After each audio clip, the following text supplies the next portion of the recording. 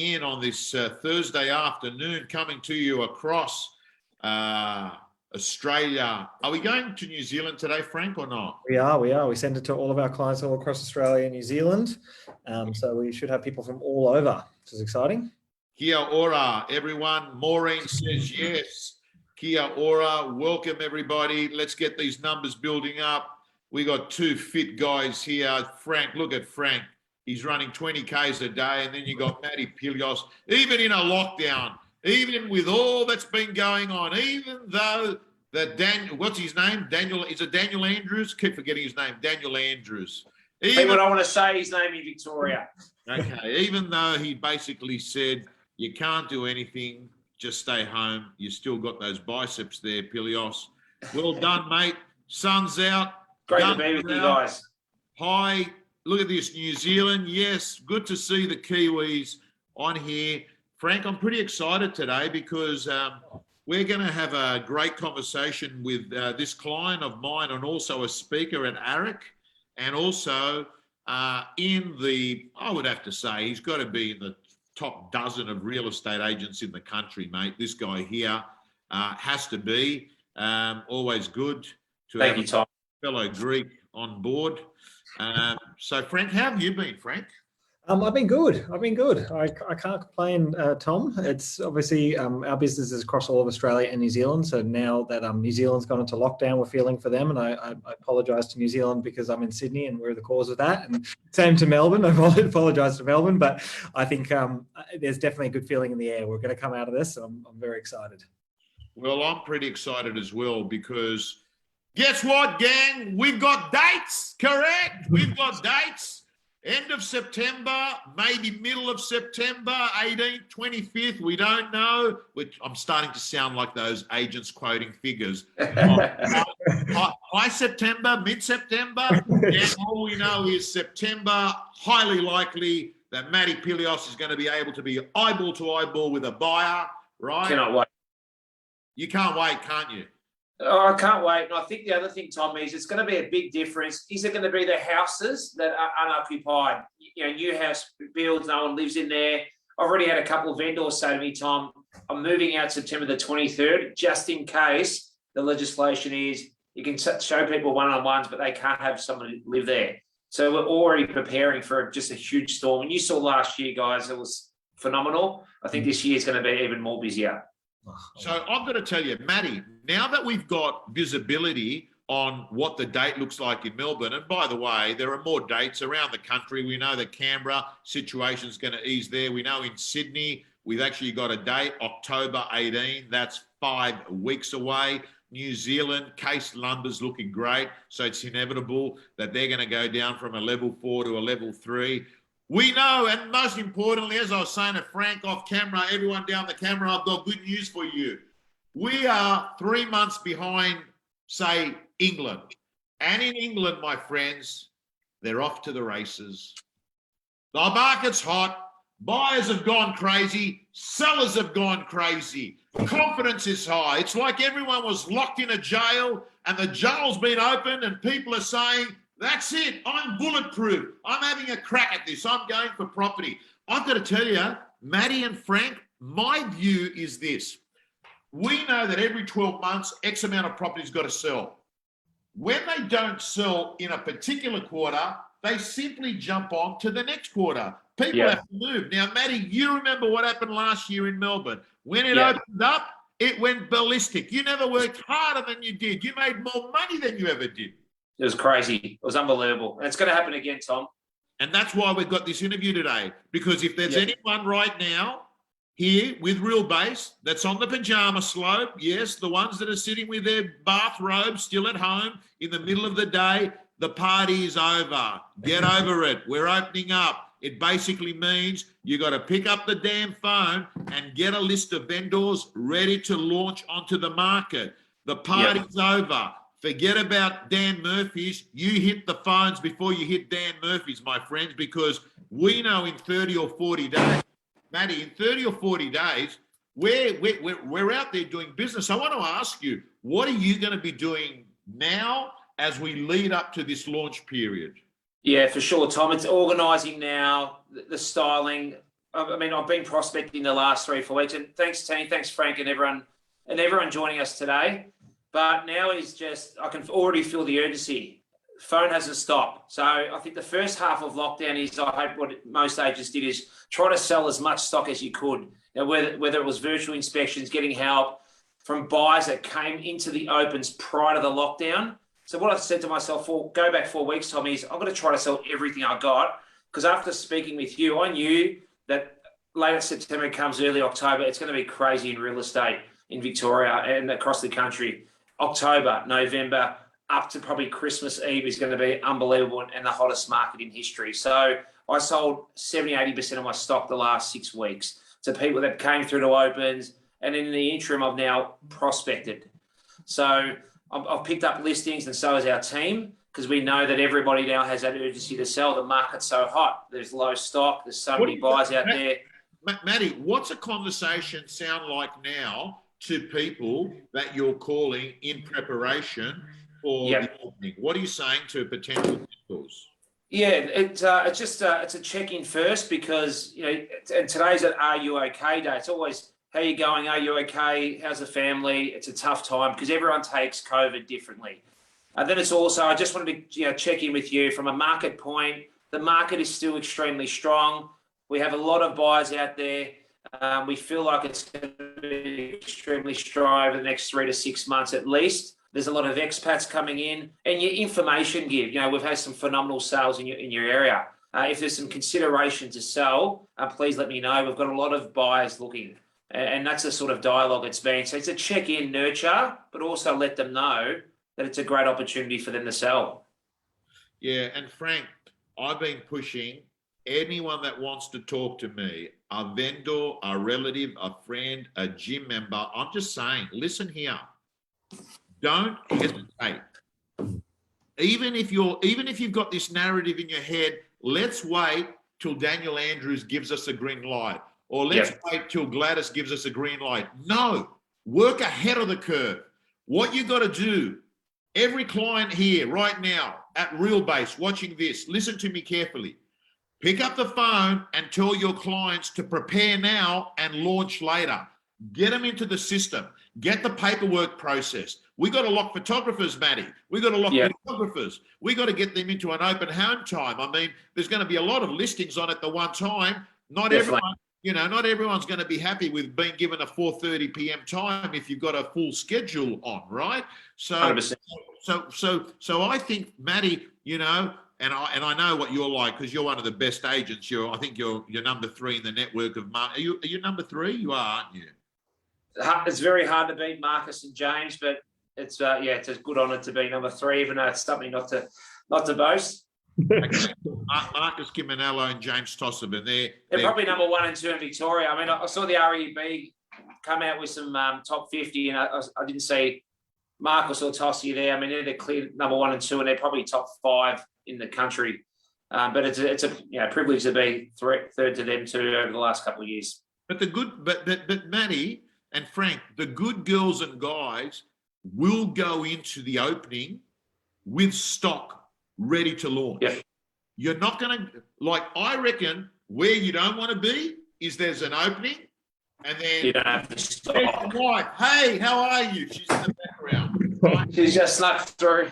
Yeah, she was timing and waiting for that, waited for you to finish to talk. Anyway, so here's gang. Those of you that are watching, don't fall into this trap. We open up, you go to work, and you say, who do I call to try and get a listing now? Correct. That bit is got to be done now. There's a law called the 30-day rule, and that law is really clear. What you do in a 30-day period impacts the next 90 days. Now's the time. I want to ask you, Matty, on a serious note, look, I've lived through a 12-week lockdown in Sydney with Frank. And quite frankly, it hasn't been a strong lockdown like the Melbourne lockdown, right? I was going to say that. I heard your lockdown's not like ours. Yeah. And the New lucky and well deserved to you both. And the New Zealand lockdown mirrors the Melbourne lockdown. And I'm pleased to let you know, Liz Nid has just told us that the New Zealand, other than Auckland, has gone to level 2, right? And level 2 is a lot more flexibility. Auckland, I believe, is still in level 4, which is equivalent to your lockdown. In fact, I would say it's harder than yours. You can still go to a coffee shop and get a takeaway coffee.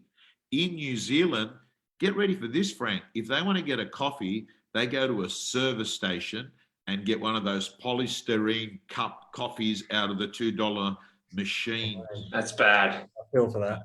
That's bad, huh? It's just bad for the Our own experience. coffee. Jane says we've got to make our own bloody coffee. Yes. So, but can I ask you, Matt? How do you stay? Like, that's a long. Don't forget, you had 200 days last year that we were in a lockdown, right? Yeah. So 200. Then we had these last. You didn't have 200. You had 17 weeks in a row, and now you're at around 215 days. I want to ask you, how do you stay optimistic, relevant, positive when each day rolls into each other?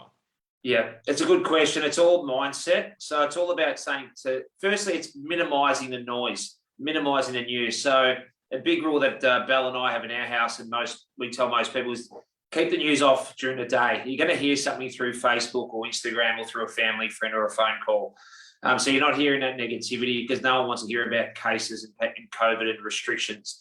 It's the mindset. What's the things we can't do when you're busy in real estate that we can do now? So it's, having meals together, exercising every day for an hour and a half, 2 hours. We play a family game of billiards every second night and having that time, watching the block, planning. I'm working in the home office, not having to get into a suit and drive around to opens every day. So I'm probably making double the calls I generally make on a Monday, Tuesday, Wednesday, Friday when I don't have opens. So it's taking all the positives that you can possibly do and making it as best as productive as possible. Relationships with vendors, relationships with Pipeline A, relationships with my team. I speak to my team a lot more during COVID than I actually do sometimes because you're on the fly all the time.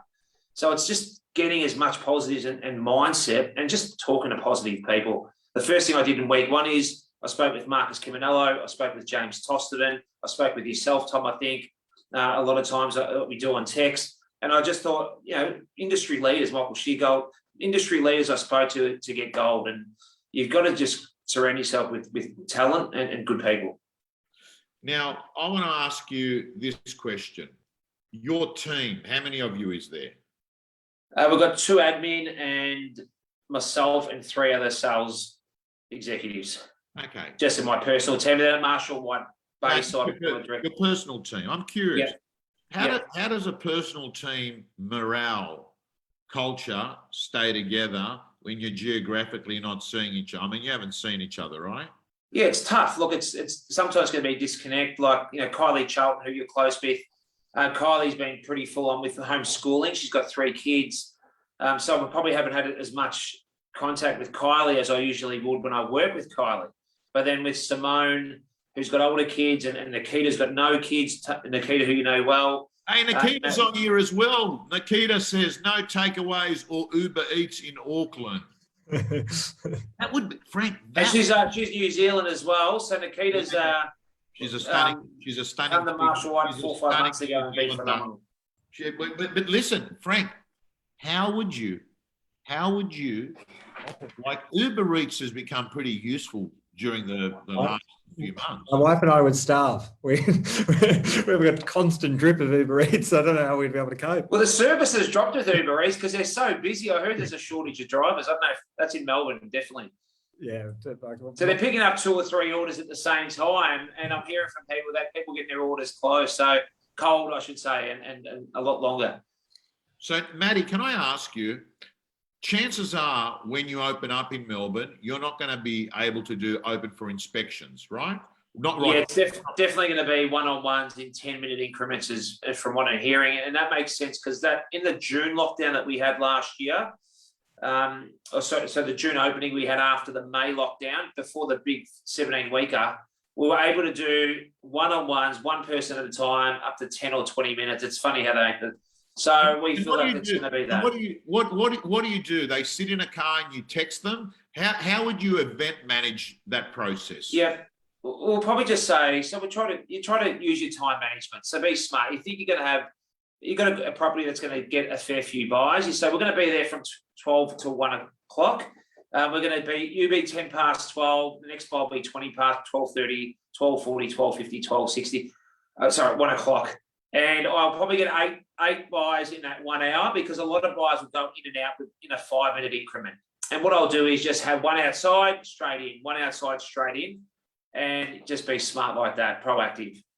Yeah, that's interesting. Can I ask a question? I was actually talking to an agent yesterday. I went for a walk with him, and we were talking about this idea of doing the inspections and having to do the back-to-back like that. And you've got a couple of things that come up, is like maintaining your energy throughout that entire open for inspection period. But also said to me something that said the market's just so hot right now that he had to really essentially condition the buyers before walking in to make sure that they are a true buyer, not just a nosy neighbour.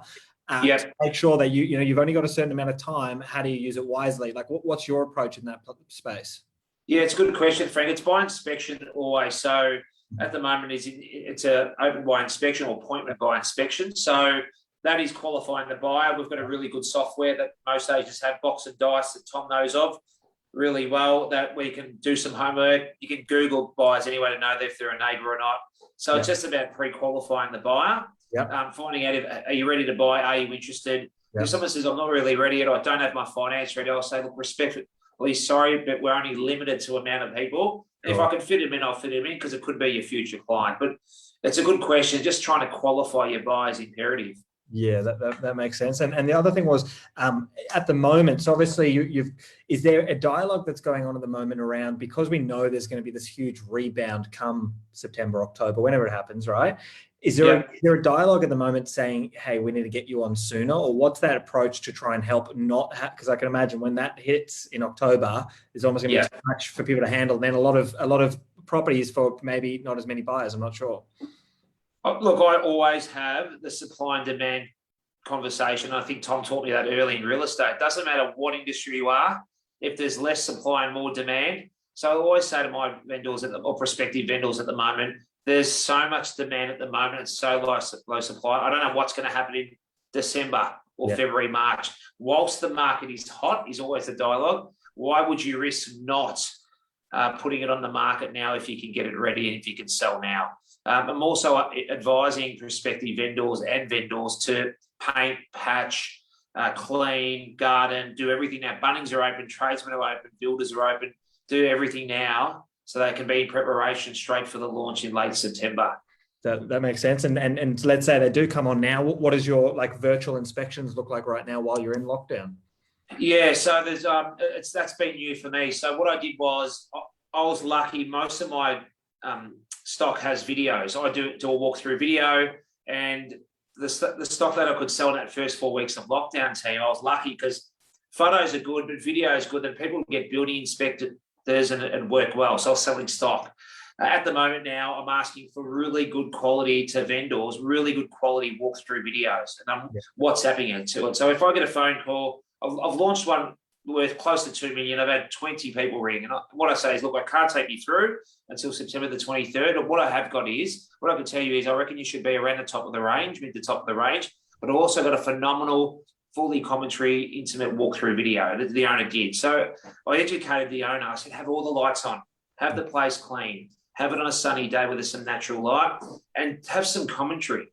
So because you intimately know the property better than I do. Yeah, and it's worked so well. So I've had some really good vendors do these walkthrough videos, and I've WhatsApped them once I've had the phone call with the buyers. Matty, can I extend on that and suggest that maybe another thing that I've heard has been working well is that you get your vendor to do the Zoom inspection on the property. They mute themselves, and you get the agent commentating, right? You and throw your 20 cents worth. One of the things I've always been, Frank, I've always been nervous. I'll never forget about it. I was selling a house in Watkins Street, Newtown, and the vendor, Matty, decided to become a salesperson as well that day. And I've got the offer and acceptance. You know, it's all great. There we are. And then the vendor blurts out, and I got to tell you, you know, the pub up the road. Look, it might stay up till 2 o'clock in the morning, but Oh no! I've got to tell you, generally most of the time it's not a problem. You hear the occasional bottle fight, you see some that. You learn to live with it.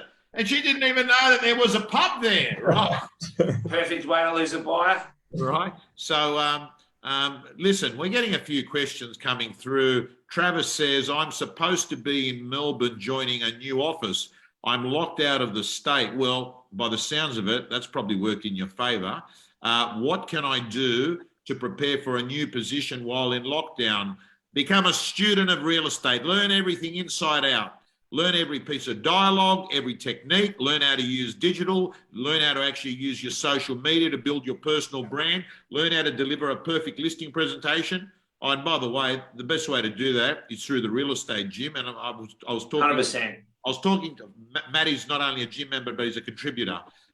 Frank, I was talking, and I'm letting you know the real-based clients get more value add. So if you go onto if you go to realestategym.com.au, the wait list, because it's not open now.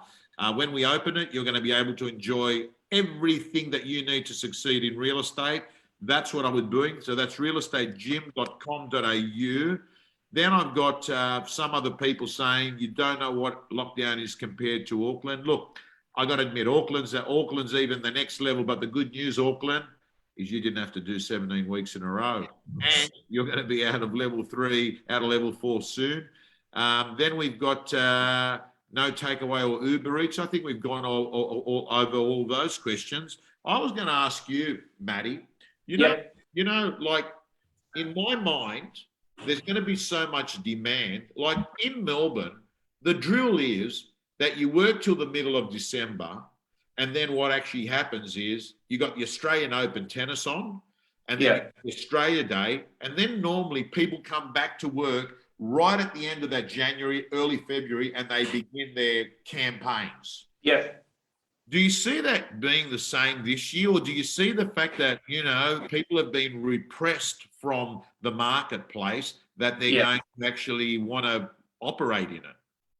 Yeah, look, if I based it on last year, so last year it was full steam, and I remember doing 2 sales on the 23rd, Tom and Frank, on the 24th. I remember doing a sale that it was impossible to sell, and I got an offer and they took it. And I remember thinking to myself, I said to Belle, we'll go to Queensland every year.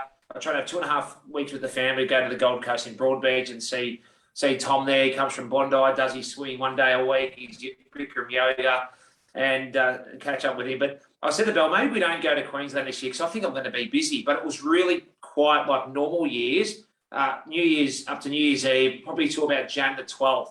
But the last day or two when I was flying out about the 13th of Jan back, it got busy. So it got really busy from the 15th, 16th of Jan.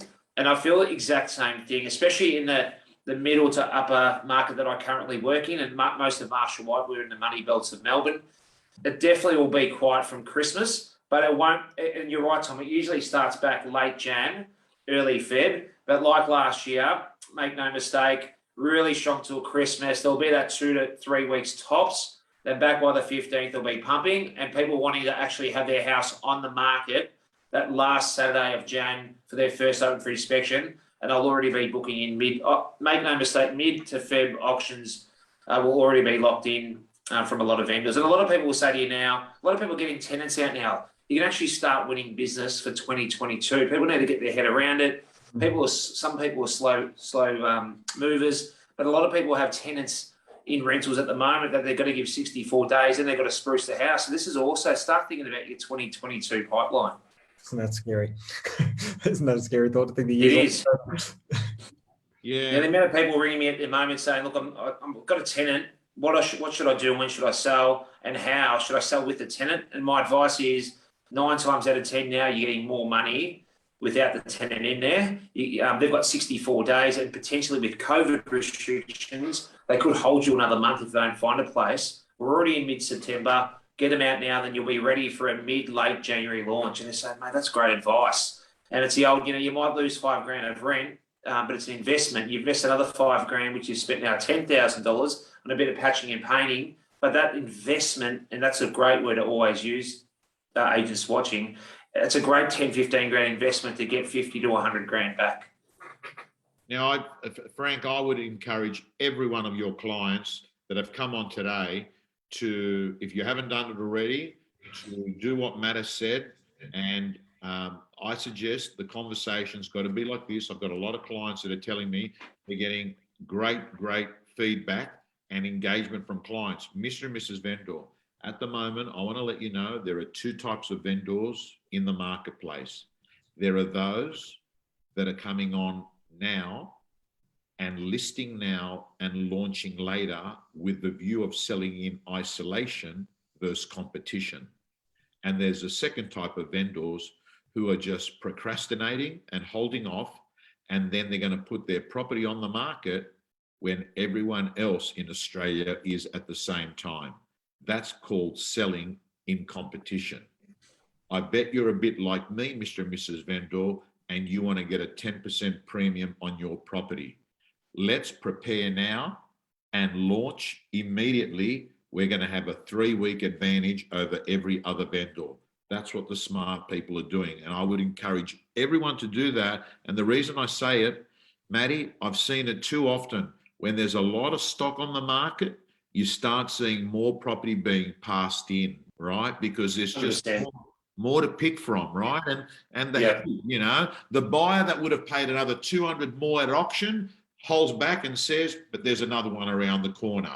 Let's get vendors out there to maximize their price. I'm going to hand over to you now, Frank. There's a question. Rachel says, this has been great. Thank you. There are some resources you recommend before the real estate gym opens. Yes, before the real estate gym opens, what I would suggest you do is you go to my YouTube channel, because I've got a lot of the mini cuts of the stuff there, and you can actually watch. Do yourself a favor, type in Tom Panos, Matt Pillios, and go off, and you're going to watch about 4 or 5 segments from the great man talking about what he did. By the way, Frank, you know, he came from realestate.com. He was a salesman there. Really? Realestate.com. That's where he was.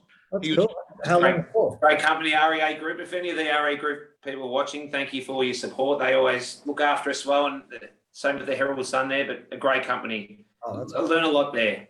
How long were you there? I just couldn't make the money as a selling agent. I told Tom that. They capped they capped your commission. That's the best thing about real estate. You can make more money than lawyers and doctors in this game, and it's scary. That makes sense. It's a great industry. We have one more question here in the Q&A box. It says, what type of dialogue are you using with vendors, re-preparing them for offers early? Have you adjusted your campaign strategy meeting to factor this in and a number of buyers to expect? It's a really good question, because when the lockdown happened here 8 weeks ago now, most of the vendors were like, it's only going to be a week or two, and we'll just wait. Well, you know, weather the storm for 2 or 3 weeks, and we'll go back to auction. As the time went on, I started educating. You know, I think there was an old ugly word in real estate called conditioning. I started educating my vendors, saying, I just want to let you know that we've been on the market a bit. I always told you I felt the property was worth, say, for example, there was one in Murphy Street I had with my colleague Simone. I said to Mandy, I always thought the property was worth, when I pitched it to you, in that 2.5 to 2.7 zone. I know you want top of the range. The big risk is if we're in lockdown for 3-4 weeks, more stock's going to come off. Is there a number there that makes sense? Mate, let it think about it, so there's no pressure. They get back and say, you know what, if you could get us 2.7 or 2.65, we would sell now. So that all of a sudden would prepare and help you get sales in lockdowns and help you get earlier sales before. So it was really working. It's the old gap as well. It's educating vendors as well, and honestly and ethical, as well as putting the fear of loss with buyers. So sometimes I was telling vendors, there's a big opportunity that we will be in lockdown, and I was right. For 8-9 weeks, you've got holding costs and stress, and also time frames. And I'd also say to buyers, there's a massive opportunity. There's going to be no stock, market's still going up. We don't know whether we're going to be able to show you more properties.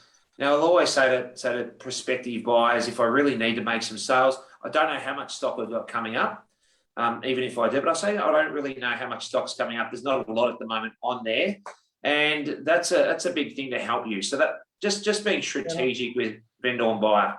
Frank, I also think that you've got to actually set this up at the listing presentation. So Mr. Sofaro, who's actually written that question in, I would say what you want to do is when you list a property, you should have this conversation after you've signed it up and say, listen, I want to prepare you for what's going to come up next. I don't want to have any bad surprises. One of the things I want to speak to you about is this thing about an early quick offer. Often we get our best offers in the first week. If we're fortunate enough to get an offer in the first week, I want you to understand that that is because buyers are waiting for new stock to come onto the market. If they find the one they want, they often pay top dollar. So what I'd like to say, Mr. Vendor, it's not how long you have been on the market, it's how long the buyer has been in the market. If you can explain this to a vendor at the time of the listing presentation, and then when that does actually happen, guys, you've actually set it up. The second thing is, if a vendor says, oh, but you know what, early days, it's a good start. And often they do, they get really encouraged by an early offer. Yeah. And they'll say, we'll just leave it on the market and we'll just leave it till we get, a better price. Hey, listen, real estate's like milk and bread at Woolworths and Coles. It doesn't actually get dearer, it gets cheaper the longer it stays on the market. It's got a use-by date. Milk and bread doesn't get dearer. It gets cheaper, right? It gets cheaper, right? And what you've got to watch out, Mr. Solfaro that sent me this question, is you've got to make sure that the vendors that you represent don't move from the sweet zone to the stale zone. And that does happen, right? That does happen. Anyway, I've really enjoyed this, Frank. Yes, very much so. I got one more question. If anybody else has a question, pop it in. The last question from me, Matt, is anybody who knows me, I'm a big guy on teams. I love a team. How do you keep the team motivated or prepare them for what's to come? I guess now that everything's starting to change, it's like, how do you get everybody like, hey, it's going to be game day soon. How do you get them in that mindset? Yeah. It's communication. It's not easy, to be honest. It's not easy going from really sprinting to jogging and really sprinting. So it is really hard. So it's just trying to prepare everything now, motivating them. I'm trying to encourage everyone to say, work at 60 to 70% now. Enjoy this time. Enjoy switching the phone off at 5 o'clock at night, even though I probably stay until 6 in this office here. But that, which is early for me, but I say enjoy this time now, because make no mistake, it's going to be so busy October to Christmas. So it's just communicating with them, not over, we had a weekly team meeting, Frank, and then we have our sales meeting every Tuesday. So I said for about 4 weeks in a row, after the first week, I thought a couple of parents are in my team. Yes. And I said, you know what, we're not going to have any team meetings on the Mondays. Let's just have 4 weeks off. So you can have more time. So it's less commitment. Yes. So it's just really taking the workload off a bit, because then they're so fresh. So when we get into this crazy sprint, so it's really everyone now, prepare yourself, rest now. I know that I've got 2 weeks of just working at 70, 80% before it's crazy again, and it's very stressful because just plan everything you can now. Awesome. Love that. Cool. Thank you, Matt. And look after yourself. If you get really fit and healthy, Frank, I know you're as fit as the great man Tom and myself. Even though Tom's fit up, pound for pound, age. Frank's a maniac. Frank runs for hours. He just keeps. I thought it was Sylvester Stallone 1990 come on the screen before when I saw him, Tommy. But what I'm saying to everyone as well is get yourself even physically so fit at the moment. I know I'm always pushing this, Tom, but this is a great time to get really physically fit, because when work is over, you don't get to train. You miss out on the morning walks. You might eat on the fly. So this is a great time. Actually, don't get on the. Someone mentioned Dan Murphy's before. You made me laugh, Tom.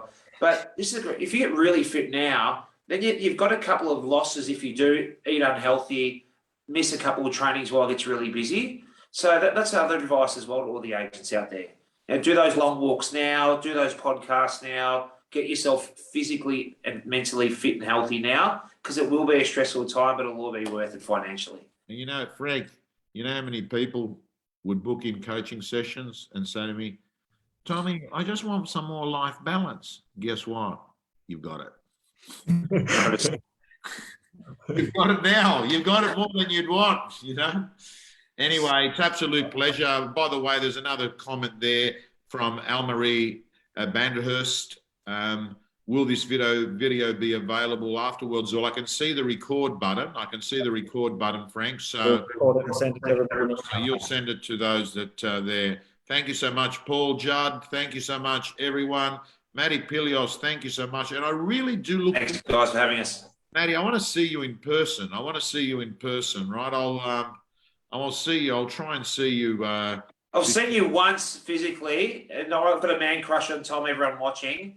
I've seen this great man once in 15 months, and it was at ARERA, and it was one of the greatest experiences of my life. I can't wait for 2022.